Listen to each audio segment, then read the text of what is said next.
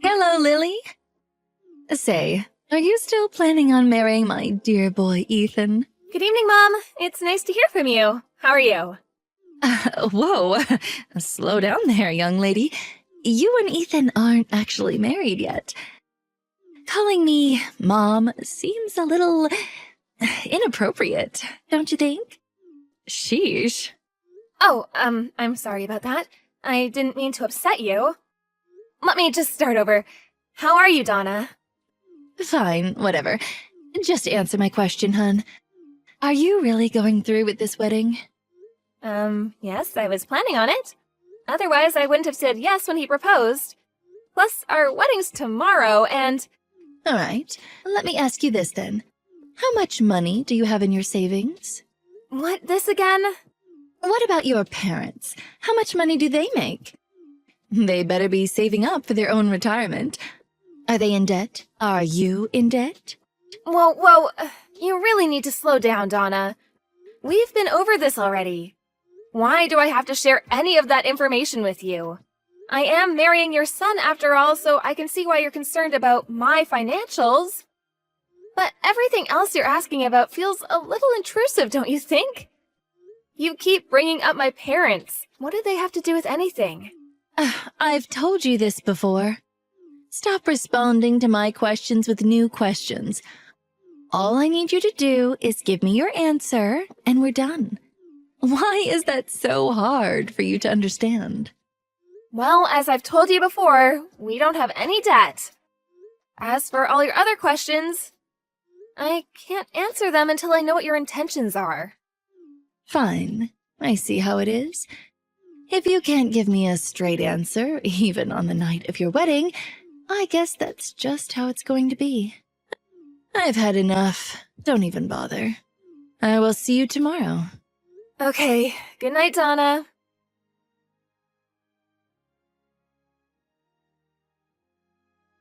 Hey, Ethan.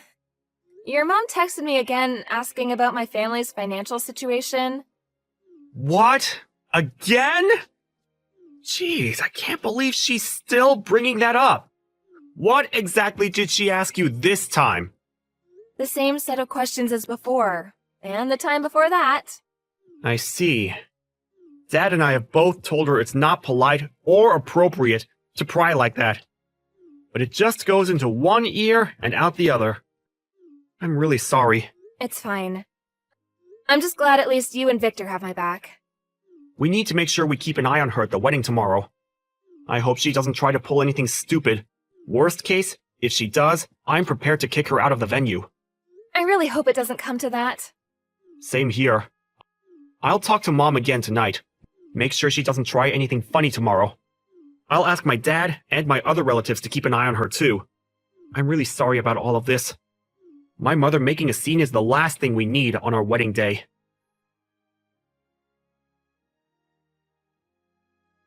I'm glad at least the ceremony went well. You were absolutely stunning. Oh, thanks, dear. Now we just have to get through the reception. I hope it goes well. Well, Mom's been pretty quiet so far, so I'm hoping that's a good sign. If she can behave herself for the rest of the day, everything will be good. The scowl on her face makes me a little nervous, though. Yeah. She's definitely not doing a good job masking her mood. But maybe she realizes she shouldn't do anything rash? All of our friends and relatives are here too, after all. I hope you're right. All I want is for everyone to have a good time and for the reception to go smoothly.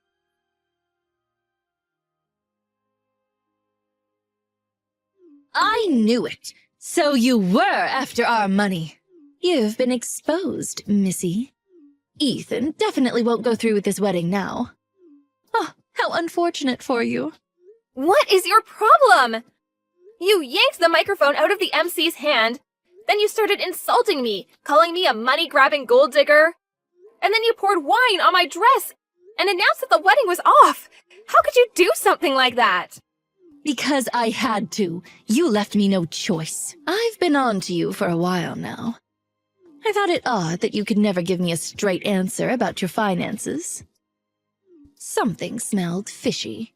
But listening to your father's speech made it very clear to me. You were only with Ethan so you could get your hands on our money. You were so close. You must have been ecstatic about the opportunity to marry the son of a CEO. Well, too bad. Have you lost your mind? What part of my father's speech could have possibly made you think that? You better have a good reason for interrupting him, because that was incredibly rude. I'll give you 3 good reasons. First of all, he said that you went to a vocational school. Your family must have been so poor that the option of going to college was never even in the cards. Second of all, your father said that he was sick. Therefore, he can't work. So that means, when my husband and I met your parents for the first time, he lied to us about working as a cook. And third of all, your mother works full-time.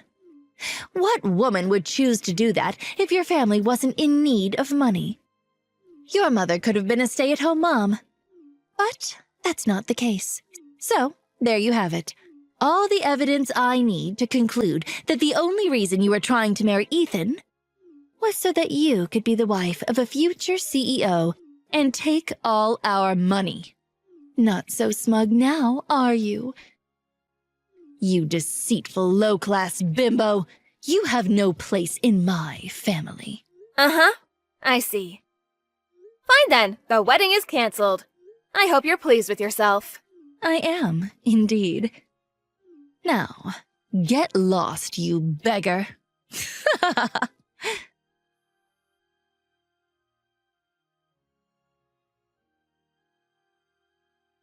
Lily, is it true? I heard that after you announced that you canceled the wedding yesterday, you actually carried on with it as planned. Yes, we did.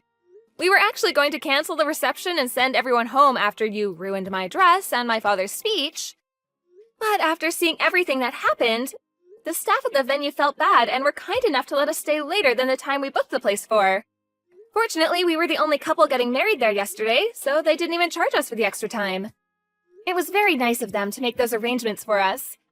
After we watched you practically skip out of the venue, happy as a clam, we carried on with the reception.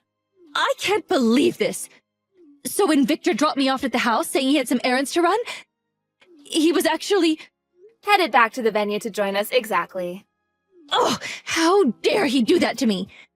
After I went through all the trouble to expose your true identity. You nasty double-dealing pauper! Let me set the record straight because it seems you're confused about a lot of things.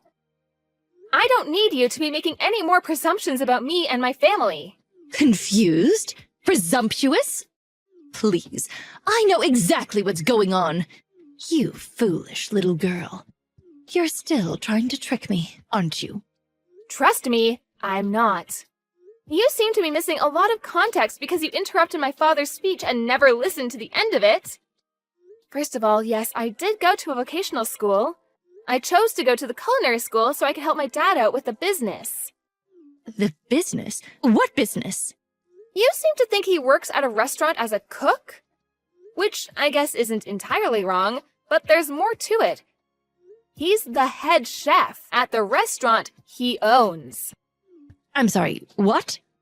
I went to culinary school so I could learn the basics and prepare myself before I started working with my dad at the restaurant. The head chef and owner of a restaurant? What are you even talking about? My great-grandfather opened a gourmet Italian restaurant way back in the day, and our family's been running the business for decades. As for my dad being sick, that was back when I was in high school. Thankfully, his recovery went well. He's all better now and works in the kitchen every day. But he never mentioned anything like that. If you recall correctly, in the speech, he mentioned the time he got sick. He never said he was chronically ill. Plus, after you left, my dad got to finish his speech, and he made a mention of it. He thanked me for my support and for helping out with things at the restaurant during those difficult times. My dad wrote his whole speech down before the reception. So if you hadn't interrupted him when you did, the fact that he made a full recovery would have come up later in the speech. I didn't think there was much more to it.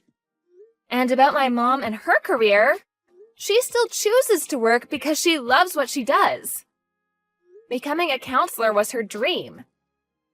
She loved helping others ever since she was a little kid. She worked very hard to build up to the point she's at today. No matter how much money her spouse made or what job they had, giving up on her career was always out of the question for her. Huh. Everyone has different values. And it's natural for people to have different goals in life. But it's not okay to make assumptions about them or insult them because of it. Fine. I admit that I didn't have the whole story, I guess. But that still doesn't change anything. I doubt your family's making much from running one measly little restaurant. I'm sure it's nothing compared to the massive corporation my husband runs. I still don't have enough evidence to be convinced that you're not after our wealth. Earlier you said you had 3 good reasons to believe that I was only with Ethan for the money. But I just explained everything. The assumptions you based your reasons on were wrong in the first place. Your arguments are completely baseless. Oh, you're just splitting hairs at this point. You think you got me beat with your flimsy argument? None of that matters because you're not marrying Ethan. I won't allow it. He's going to be leading the company after my husband retires. Being with a poor peasant girl like yourself is detrimental to his future.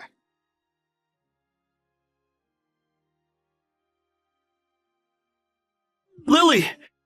I'm so sorry about my mother's behavior. I have no idea what's gotten into her, but it's completely unacceptable. I'm okay, Ethan. At least you and your dad are on my side. Of course we are. We know you and we know your character. You're a kind, hardworking, and loving person. Thanks. I really appreciate that. So, I have something I wanted to talk to you about, and I want my dad and your parents to be there to hear it. Can you talk to your parents so we can arrange a time for all of us to meet in the next few days? Alright, sure. What is it that you want to talk about, though? I've been thinking about a lot of stuff. About the business, about our future. I want to make the best choices for us. Dad's been helping me figure some of it out, too. I think I reached a decision. But I wanted to run it by you and your parents first. Okay. I'll check my parents' schedule and get back to you. Thank you. I appreciate it. We'll talk soon.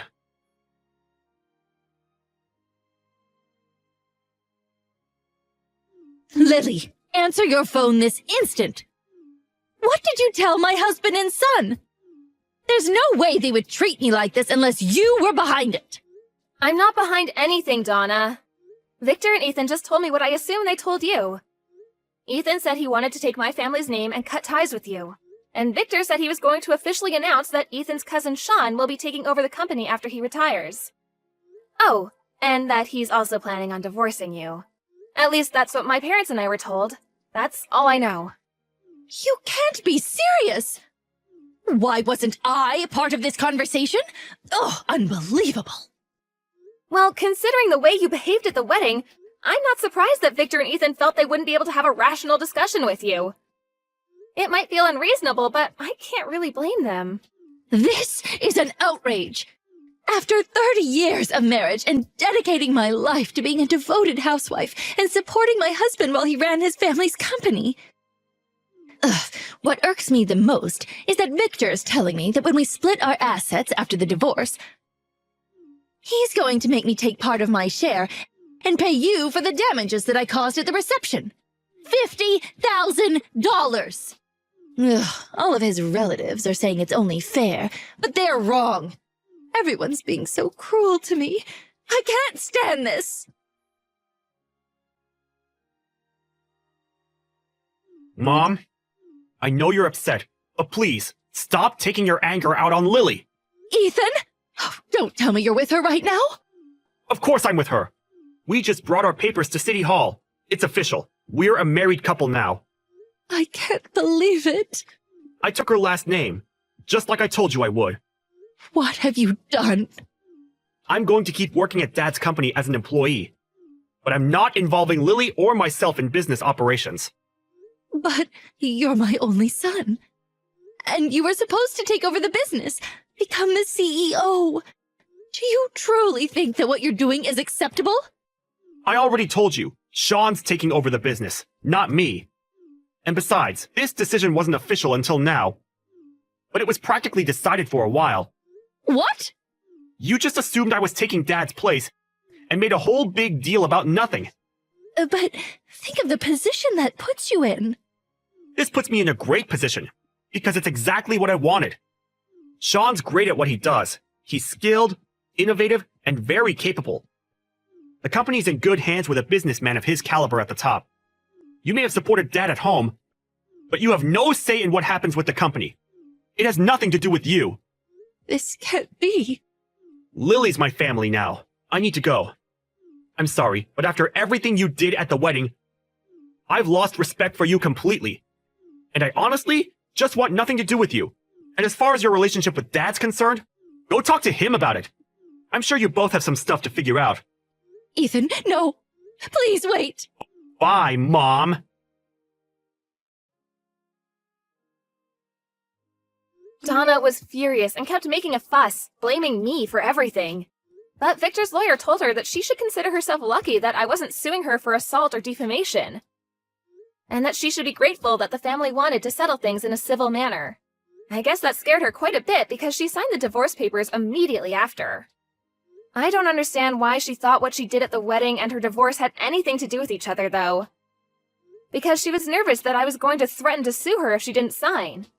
Either way, Victor and Donna split their assets after the divorce, and Donna got a chunk of money. But she had to leave and go back to living with her parents. Bad news travels fast, apparently, because all of her friends and neighbors knew about what she did. Donna overheard one of her neighbors gossiping about her one day and punched her in the nose. The neighbor had to go to the hospital and sue Donna for medical expenses, so the money she got after the divorce was completely gone. Her parents kicked her out of their house, and apparently she lives in a town far away now. All alone, working to support herself every day.